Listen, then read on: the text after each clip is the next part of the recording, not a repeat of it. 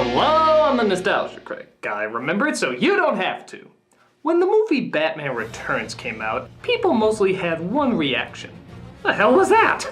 But they also had another reaction. Catwoman was pretty cool. And thus a movie based on the anti-hero was in development forever.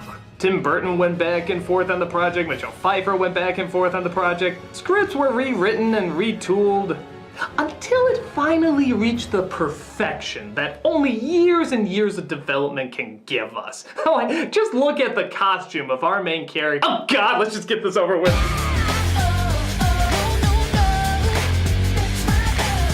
This film not only tops a lot of worst comic book films of all time lists, but it also tops a lot of worst films of all time period lists.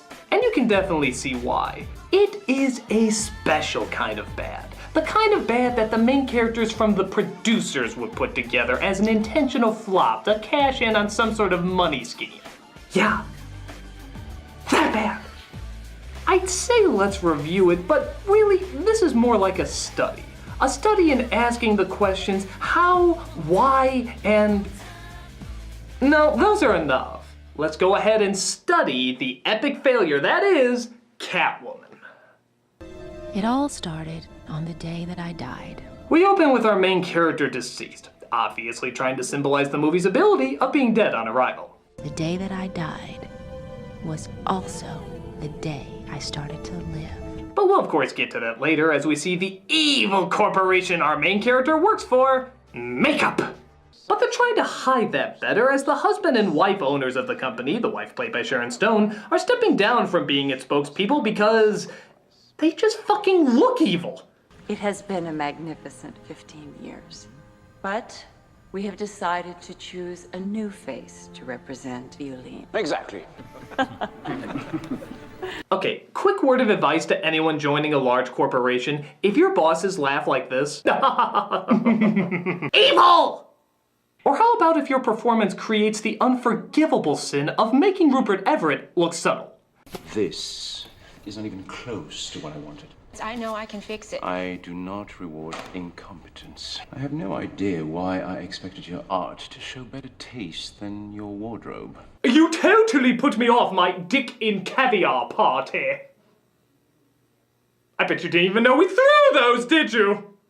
But she's just too timid to fight back for herself, as our main character named Patience. Yes, our kind, quiet innocent is named Patience. The same as naming these characters Meanie, Broody, or Evil! Still manages to get to his pity as he allows her to turn in the project tomorrow by midnight. But that's pretty tough, seeing how she can't even tell those hardcore parties with pink light bulbs to keep their music down. Excuse me, hi! Do you think you could just maybe turn the music down just... You'd better pray this isn't creating contrast for later. It's also difficult when other people's pets like to impossibly place themselves in dangerous situations so that others would try to save them instead of doing something sensible like calling the fire department. Hey, bro, easy. Whatever it is you're thinking, whatever it is you're feeling, it's not worth it, you understand? Now look, I'm a cop. Maybe I can help. I know you read the reviews to the call! I'd be depressed too! So the cop saves her, but finds she's in a hurry to return to her everyday mundane job. So every day that this guy is in the exact same spot as before. Is the railing his desk? But the cop manages to find her and returns her wallet. Tom. God, that is such a good name. Tom Lone. Rhymes with cone, phone, bone. Not that rhyming's all that important. Just be in my cubicle. Hello. Just let me know, Hallie, if you want me to be more awkward or not as attractive as you. Is this yours? It's nice. Thanks. Yeah, it kind of reminds me of early Chagall. Elegant, but whimsical. You know, not enough cops use the words elegant and whimsical. I like to see it brought up in more police meetings. Tradition of the old Dutch masters.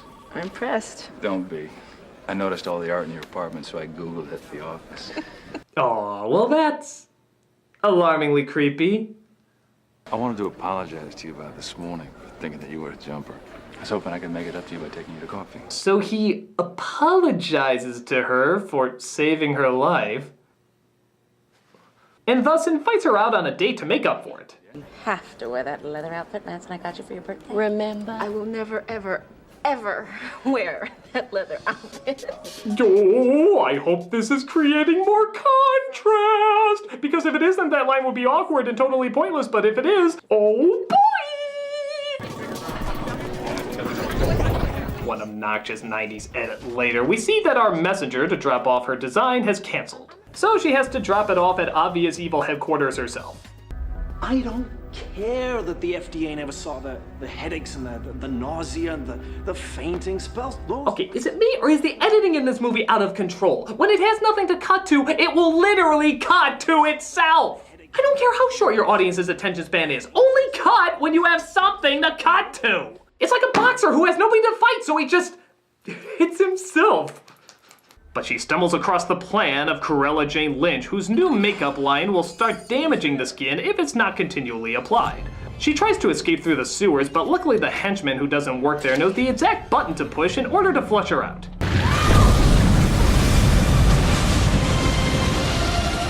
So she falls into the river, yet somehow ends up on some rocks far away from the river.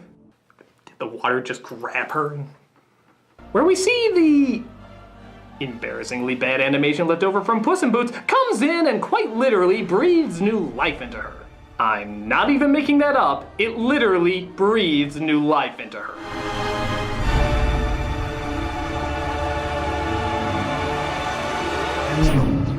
I suddenly have a need to incorporate horrible cat jokes into my life. Oh, and I'm not kidding. Everything she does the following day is related to some kind of bad cat humor. She sleeps on a shelf, lands on all fours, hisses at dogs, eats several cans of tuna, and I shit you not, this is a real scene of what happens when someone gives her catnip.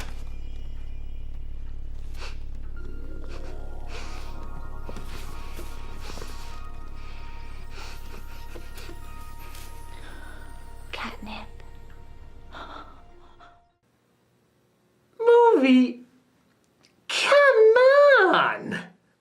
This is a third grader's idea of what Catwoman should be, not paid writers and directors. No, I take it back. Third graders read comics, so even they would have a better understanding what makes a better Catwoman than you. Julie Newmar would be telling you to calm down. Crazy cat ladies would be calling you crazy cat lady. Is this really like your best foot forward?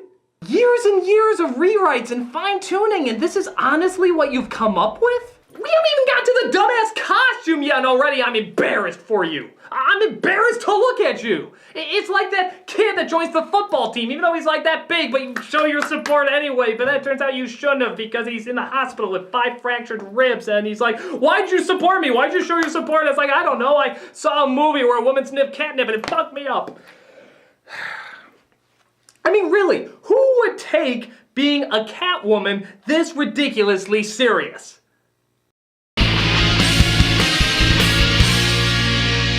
So oddly enough, Patience has no memory of being drowned, which is never really explained, but after this scene you could say she's a porcupine and I wouldn't question it. But she does remember that she forgot her date with her cop friend and leaves an apology coffee. Her life also seems to have a little bit more bite to it.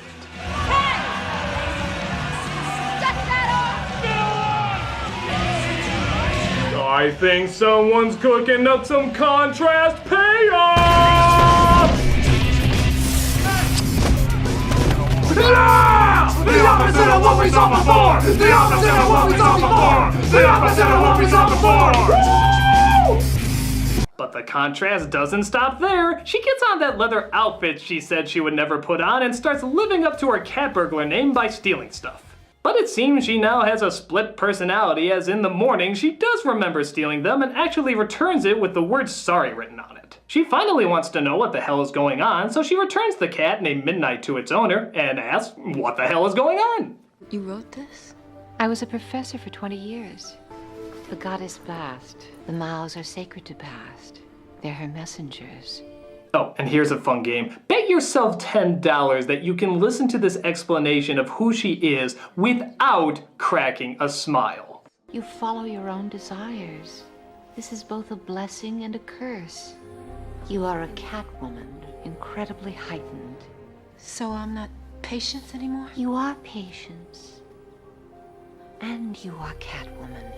You just lost $10, didn't you? So as she shows all the Photoshop pictures of history, she says that she has been given a gift that's been passed on through the ages, and that she has tried to prove this theory as a professor in the past, but nobody has ever believed her. Why? Male academia. I'm sorry, what was the reasoning again? Male academia. Okay, look, lady. I'm not gonna act like there isn't some double standard bullshit going on in the world. Women getting paid less than men, that's bullshit. Men sleeping around with women being called a player, but a woman sleeps around with men, she's called a slut, that's bullshit. But when you go around with your theories that there are in fact cat women who exist today and have existed years in the past because the spirits of the Egyptian gods are in these little tiny felines going around who breathe on dead women, bringing them back to life, a sort of Catwoman zombie, if you will, who now exist and fight crime even to this day. Why do you think nobody believed you again? Male academia. Wrong! It's because you're fucking crazy! Male academia. Suck my sexist, women-bashing, chauvinistic, stripper-watching, porn-loving, overly paid dick! If this movie's all women or power, how come in the next scene she's dressed like a poster a 13-year-old boy would hang over his bed and jerk off to? Yeah, look at that thing. It looks even dumber close up, doesn't it? I can't tell you how it looks on her far away because I never see it on her far away. Instead, they place it on her CGI puppet, which makes me keep checking the TV to make sure I haven't put on a rerun of fucking Reboot. We see Catwoman goes inside a club thinking she can find the answers of who tried to kill her. What can I do for you? White Russian. No ice. Hold the vodka. Hold the Kahlua. I'm a cat! She locates one of the thugs that tried to kill her that night and tries to get some info out of him. The other night you killed somebody. She was a nice girl. Why? Oh wait, gee, let me try and guess what the next line is. Dog ate your biscuit? Cat got your tongue. Oh yeah, that seemed much more logical. So, he tells her about the secret headquarters, she goes there, and then leaves. Odd. But wait a second, our cop friend might be on the lead about who stole and returned those jewels from the other night. There are similarities. Shape of the S, harsh stroke of the R's. Are you fucking kidding me? You took it to a handwriting expert? A handwriting? Look at them! Ray Charles with a fucking blindfold on could tell it was the same person! But hey, don't let this get in the way of your date, where a carousel breaks and she uses all her flips and kicks to save a little kid from falling. Oh, wait a minute. Could this and the handwriting point to her possibly being the culprit? Well, I'm not sure how you did it, but I'm impressed. Guess not!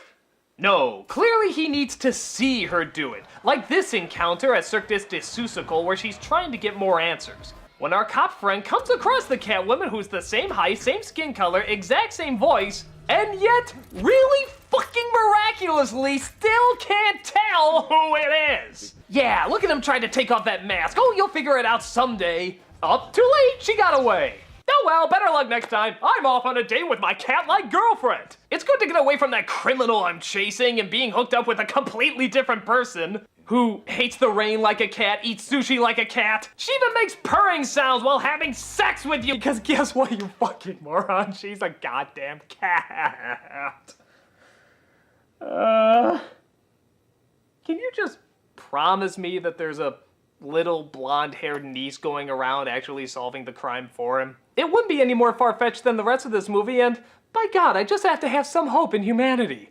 Sharon Stone's evil plan is revealed, which is the exact same evil plan in the first 10 minutes. Nothing's changed, yet we spent an hour and a half trying to reveal it. And she frames Catwoman for the murder of her husband. But Inspector Clouseau finally figures out it was her the whole time. How? Well, through his brilliant deductive reasoning and high-tech CSI gadgetry, they took the lipstick mark that was left on his cheek during the fight sequence and compared it with the lipstick mark she left on a glass when they were dating, and a DNA and pattern decoder matched them up perfectly, thus deducing that they are in fact the same person.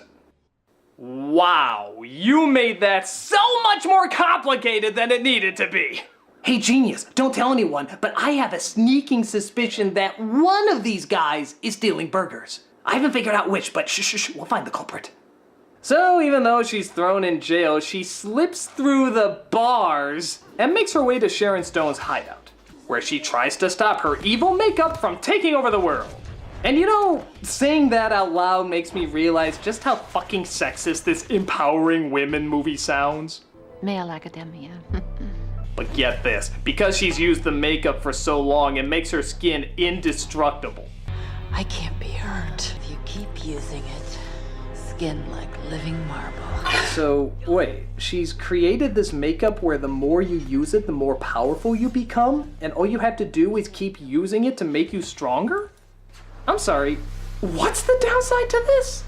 Oh, people will rot if you stop using it. Well, okay, keep fucking using it. Where's the problem? Why are you marketing this in cosmetics? You should be marketing this to the military.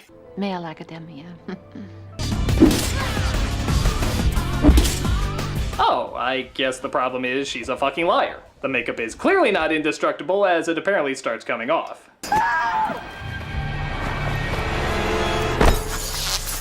Oh, and apparently indestructible doesn't also include falling off a building. Yeah, that's apparently its kryptonite too. Kind of false advertising, but whatever. Catwoman is proven innocent, but finds she can't stay with her boyfriend because... last 10 minutes of Spider-Man explanation. And I cry for anyone who didn't get an immediate refund before the credits started rolling. I mean, it's by no means good, but let's face it, there's nothing any actress could bring to it to make it work. I mean, when the script calls for you to rub catnip on your face, how well can you seriously portray that? It's over the top and goofy, but I think that just adds to the insanity that the film has already gotten across. So in all fairness, I see no reason to ball her out for it. I mean, this film is beyond bad. Like, head-scratchingly, how on earth could anybody take any sentence in this seriously bad? It's a marvel. It can barely be put into words. Nothing in any realm of reality could possibly save it from the bad writing and directing that consumed every frame of this picture. Yeah, it is that bad.